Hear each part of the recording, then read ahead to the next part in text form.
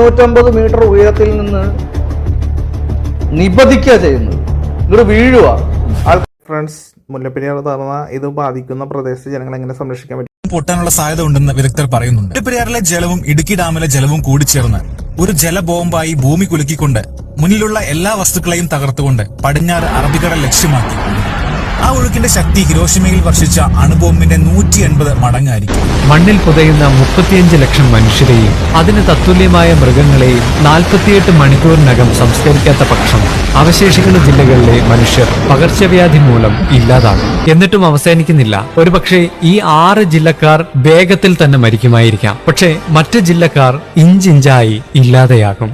പകർച്ചവ്യാധിക്ക് മുൻപേ മറ്റ് ജില്ലകളിലേക്ക് കടൽ കയറും. 6 ജില്ലകളിലൂടെ ഒഴുകിവരുന്ന കല്ലും മണ്ണും പാറയും ചെളിയും മനുഷ്യനും മൃഗങ്ങളുമെല്ലാം കടലിലേക്ക് ചെന്ന് പതിക്കുമ്പോൾ ആ ആഘാതത്തിൽ കടൽ എതിർദിശയിലേക്ക് ആഞ്ഞടി